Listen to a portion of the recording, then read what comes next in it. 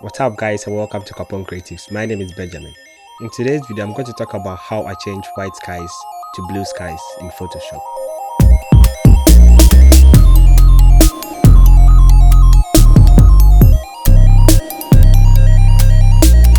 Welcome back guys, and thanks for staying. So without wasting my time, I'm going to go straight to the point.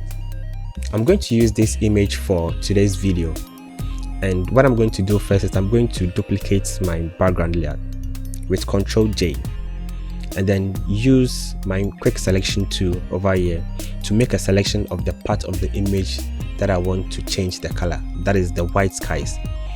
So I'm going to make a selection over the white cloud, the white skies, and then now invert the selection with Ctrl Shift I, I beg your pardon. So with the inversion of the selection done, I'll add a layer mask to it just to make this part of the image transparent. So at this moment, the part of the image that is the white skies has been made transparent, and the idea is to add a gradient fill to the part of the transparency to replace the white sky. So should I turn off my background layer, I will see the transparency in the image now. So I'm going to fill the transparent part of the image with the color that I want, and where I'm going to get the color from is from the gradient fill. So I'll go to my adjustment layer and then select my gradient, and then click on the gradient tab, and then select the particular color that I want to change, or the color that I want, which is blue. So for me, normally I like a blue with a touch of green in it. Those one like cyan kind of, they really look fine for me. So I'll go for something like this. Yes, this is cool. And then I'll click on OK, and then I'll reverse the fill, because the part of the image that I want to apply the gradient fill is in the upper part of the image, because that is where the cloud is, or that is where the white skies is. So I'll click on OK, and then change my blend mode from normal to multiply. All right, okay. So at this point, I will push my gradient fill layer from the top to beneath the layer 1, so that the gradient fill will replace the transparent part of the image. So this is what I'm talking about. I'm going to push my gradient fill from the top to layer 1, and then at this moment it has replaced the transparency, or the transparent part of the cloud. That was the white part of the cloud.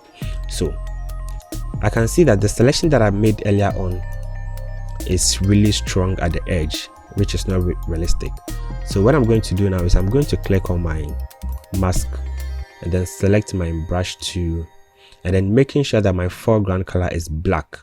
So if my foreground color is not black, or maybe if your foreground color is not black, you can just toggle on X to switch it from white to black, or you can click on this arrow also over here to switch from white to black. So I'm going to make sure that my foreground color is black, and then paint over the edges of the selection that I made before, just to smoothen it and to make it look much realistic. So this is what I'm gonna do. Okay.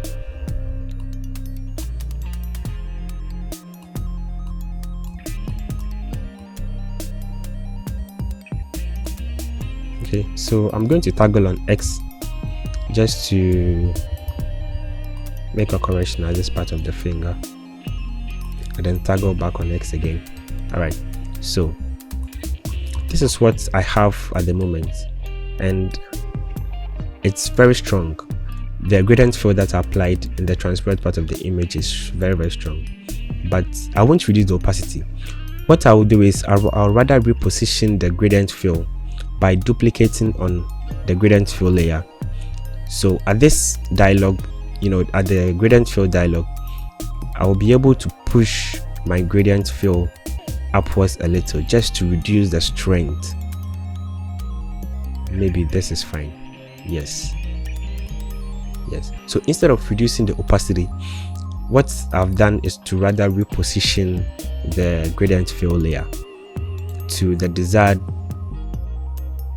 position that I want. Okay, so this is fine for me. So what I'm going to do now is let me see, just a quick before and after, before and after. So at the moment we've been able to achieve our aim with just 2 layers. That's the gradient fill layer and then layer 1 with the mask.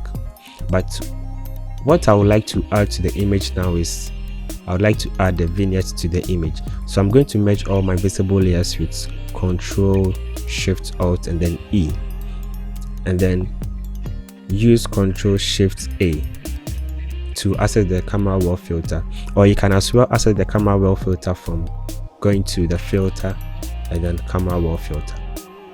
All right, so with my camera raw filter open, I'm going to move to my effect tab and then click on the effect and then push my vignette slightly to the left. Maybe somewhere around 30 is fine for me for this image, or maybe let me see, 35.